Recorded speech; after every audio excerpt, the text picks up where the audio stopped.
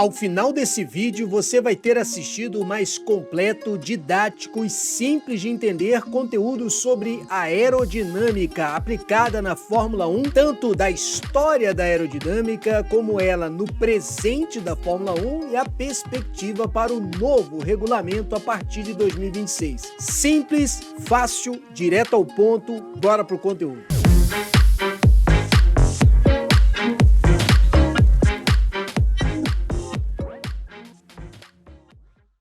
A aerodinâmica é uma das ciências mais aplicadas na Fórmula 1 em geral. A partir do finalzinho dos anos 60, início dos anos 70, se tornou mais proeminente na categoria e hoje em dia é praticamente realidade entre os engenheiros que na maioria são formados em engenharia aeronáutica, quando não em engenharia mecânica. Eu tenho vários conteúdos exclusivos aqui do canal que são reservados para quem é membro, mas esse conteúdo, que antigamente era dos membros, eu estou colocando no modo aberto porque eu estou melhorando os conteúdos para os membros. Nós vamos colocar com mais propriedade uma playlist para os membros mecânicos, engenheiros, pilotos. Então, os antigos conteúdos estão se tornando abertos porque você que é membro do canal vai ganhar uma qualidade muito maior. Se você não é membro do canal, clica em Seja Membro para você conhecer as diversas categorias que vão melhorar muito de conteúdo, mas o que você vai receber nesse vídeo já é bastante completo sobre a aerodinâmica. E a gente não pode deixar de falar de aerodinâmica sem mencionar o nome de Colin Chapman, um dos maiores inovadores, fundador do Grupo Lotus e que trouxe tantas inovações na Fórmula 1 que principalmente elas são realidades agora na geração efeito solo ou segunda geração de 2022 até 2025, mas independente disso, quando se fala de asa traseira, asa frontal, asas flexíveis, aquilo que Colin Chapman trouxe para a Fórmula 1 é uma realidade que nós conhecemos na Fórmula 1 de hoje e que também veremos em 2026. Colin Chapman, fundador do Grupo Lotus da Fórmula 1, trouxe, logo no início do seu trabalho com o Lotus 49, uma inovação com o uso de asas, tanto na asa frontal como na asa traseira. O que você está vendo na sua tela é o 49E de 1971. E só por você perceber que essa letra, né, E, já mostra que é um nível de desenvolvimento do carro posterior, dá para você ver que esse carro não começou nesse ano. Mas se você observar o 49 de 1967, sequer o carro tinha carenagem traseira, quanto mais uma asa traseira. E é desse modelo que começa o desenvolvimento de um sistema, inicialmente de carenagem traseira, simulando uma espécie de asa e também das asas frontais. É o primeiro ensaio sobre a aerodinâmica na Fórmula 1 no sentido de asa frontal e asa traseira. Não que a aerodinâmica já não tivesse acontecendo no automobilismo em geral, mas especificamente na Fórmula 1, esse modelo, o Lotus 49 de 1968, trouxe essa inovação com a carenagem. Mas o desenvolvimento desse carro não parou por aí e o Lotus 49E de 1971 você já vê ali não mais a carenagem, mas uma asa traseira propriamente dita e também asas frontais. O primeiro ensaio sobre a aerodinâmica de asas na Fórmula 1. Mas a gente pode ver isso não apenas naquela época, mas os princípios de aerodinâmica aplicados aos carros da Fórmula 1 são também presentes desde aquela época. Ou seja, o que você vai ver agora serve para você entender o passado, o presente e o futuro da Fórmula 1. São conhecimentos inerentes a qualquer época quando se trata de aerodinâmica. E um dos primeiros interesses que a gente tem que entender é a relação da velocidade com a aerodinâmica. Quanto mais rápido um carro de Fórmula 1 percorrer, maior será o downforce, ou carga aerodinâmica, ou força que puxa o carro para baixo. Há uma relação direta, e isso explica, por exemplo, como que é feita a frenagem de um carro de Fórmula 1. Diferente do que a gente faz nos nossos carros de rua, um piloto de Fórmula 1 não freia aplicando força ao pedal de freio progressivamente. Na verdade, a primeira pancada que ele dá no freio já é forte e então ele começa a aliviar o freio. Parece uma coisa curiosa, mas é mais difícil frear um Fórmula 1 em baixa velocidade do que em alta velocidade, porque em alta velocidade você também tem, ajudando na frenagem, a própria carga aerodinâmica jogando o carro para baixo. À medida que ele perde velocidade, perde essa força que coloca o carro para baixo, ele fica mais aliviado da pressão contra o asfalto e a possibilidade dele não conseguir frear bem, travar rodas ou coisa assim, é mais forte. Uma outra relação que a gente encontra é: quanto maior o downforce, maior o arrasto aerodinâmico, ou a força de resistência do ar em relação ao carro em movimento. Quanto maior o downforce, maior o arrasto, e isso você vai ver em 2026. Porque sendo os carros mais elétricos no próximo ciclo de regulamento da Fórmula 1, houve uma preocupação de se o motor elétrico pudesse perder a sua carga numa longa reta como Monza ou num circuito de média e alta velocidade, de média horária muito alta, como o circuito de Jeddah. Então, para isso, para coadunar com o novo projeto de motor mais elétrico, eu tenho conteúdos aqui no canal explicando sobre isso, por isso se inscreva no Fórmula Brum se você não conhece o canal, tem muito conteúdo explicando sobre o carro de 2026, aliás eu fiz um vídeo bem longo explicando sobre o carro de 26, por conta da preocupação deles, de que a bateria poderia acabar antes da hora. O projeto do carro de 2026 foi feito o chamado Nimble Car, ou um carro mais astuto, menor, com poucas dimensões e que gera menos carga aerodinâmica. Asa frontal menor, asa traseira menor, DRS ativo, o carro menor, tudo para fazer com que ele gere menos downforce, menos carga aerodinâmica. Por quê? Porque com menos carga aerodinâmica você tem menos arrasto e isso cria uma menor resistência ao motor e, consequentemente, ajudando com que o carro de 2026 possa acontecer. Essa relação entre downforce e arrasto aerodinâmico explica outra dúvida recorrente do pessoal quando, por exemplo, uma equipe que é fornecedora de motores acaba tendo menos velocidade de reta em relação a uma equipe que é cliente. Isso aconteceu no passado recente da Fórmula 1, quando a McLaren começou a ter melhor velocidade de reta usando o motor Mercedes contra a própria Mercedes. E a explicação disso é muito simples. Apesar de ser a mesma unidade de potência, acaba que a Mercedes tem menos velocidade reta porque a capacidade aerodinâmica no layout da McLaren reduz o arrasto e, consequentemente, você tem mais velocidade. Quanto menor arrasto aerodinâmico, maior velocidade.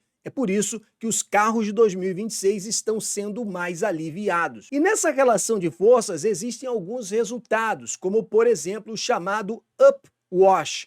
Up de para cima e wash de limpar ou limpar para cima.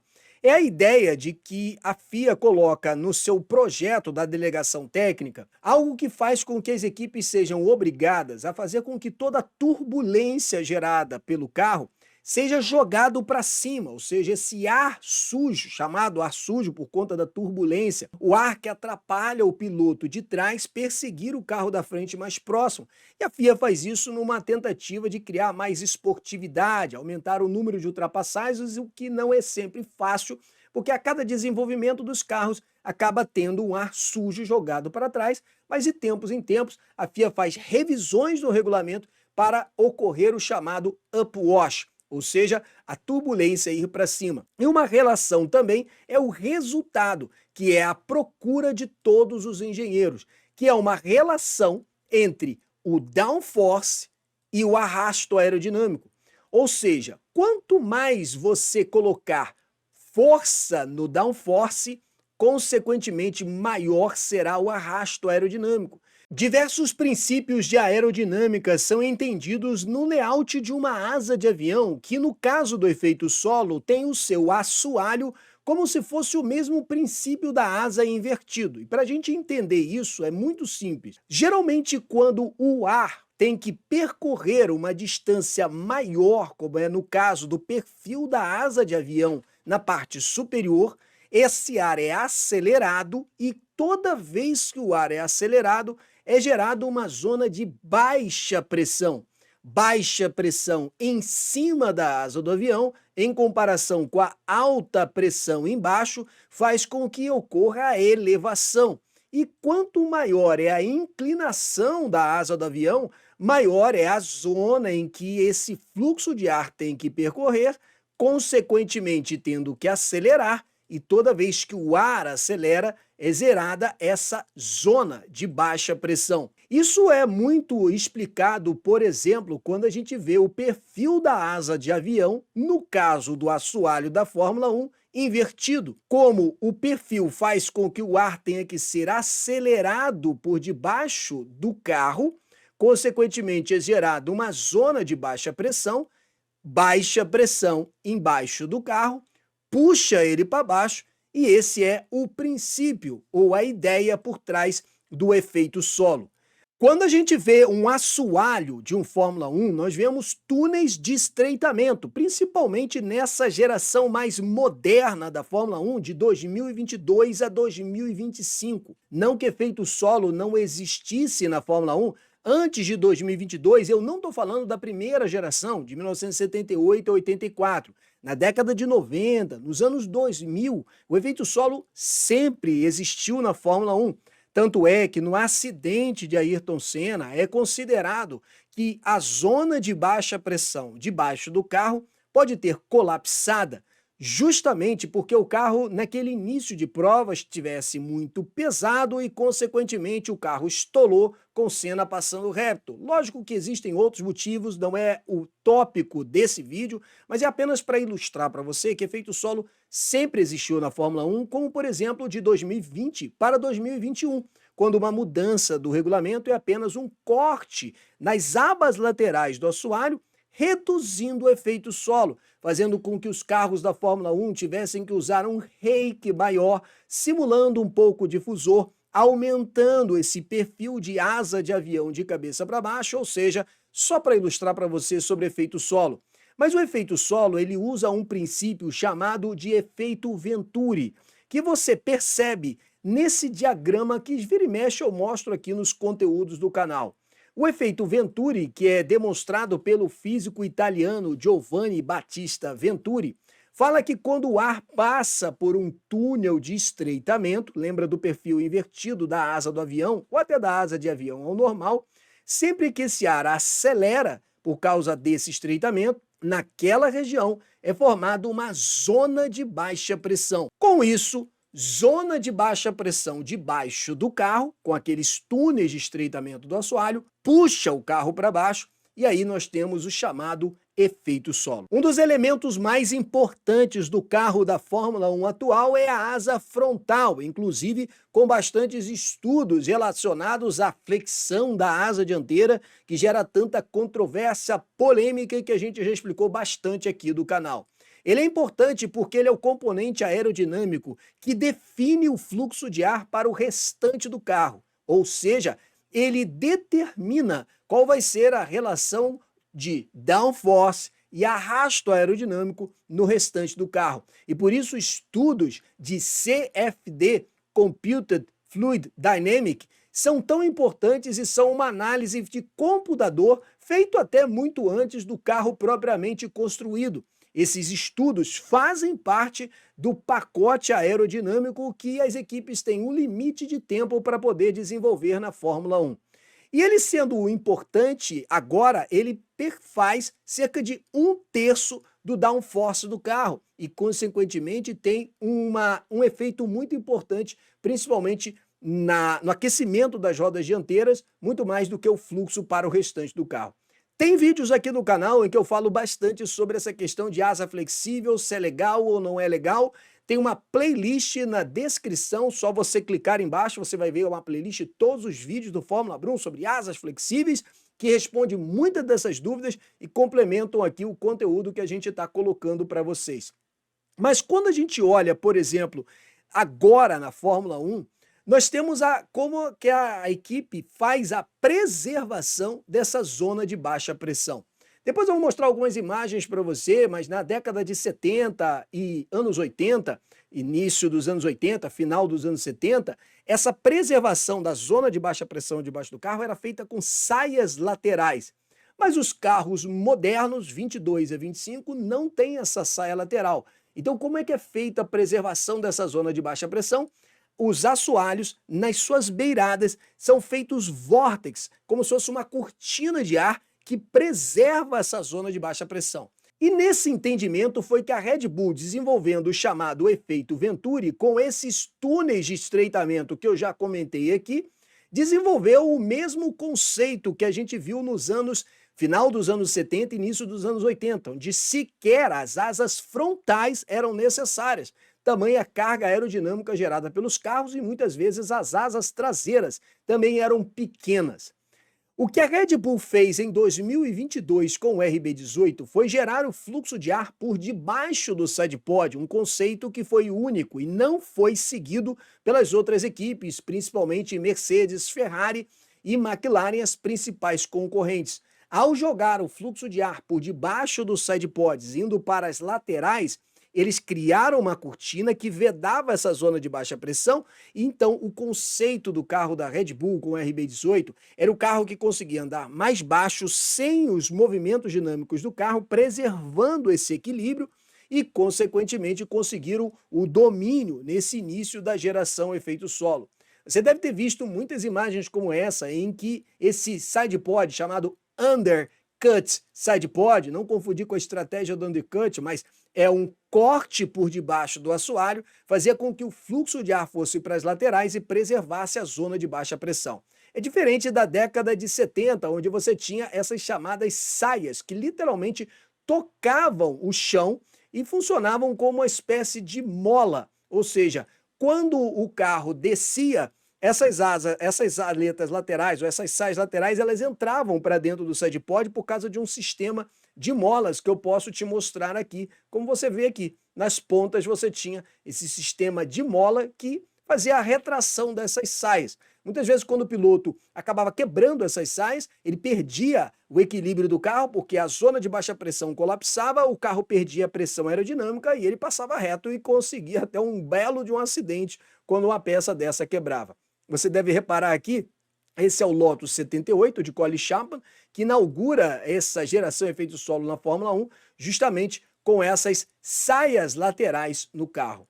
E outro elemento importante da Fórmula 1 moderna é o difusor, que é basicamente o mesmo desenho da asa do avião invertida e que faz exatamente esse fluxo de sair por uma zona de estreitamento para uma zona maior, e com isso, essa zona gera downforce, gera carga aerodinâmica pela própria aceleração do ar. São princípios que vão além da Fórmula 1, como dos carros da Indy, que muitos deles têm o difusor justamente gerando esse efeito solo na categoria. A asa traseira, que nada mais, nada menos do que os mesmos princípios que você já viu ao longo desse vídeo. Quanto maior a velocidade, maior o arrasto, o resultado disso também e o upwash.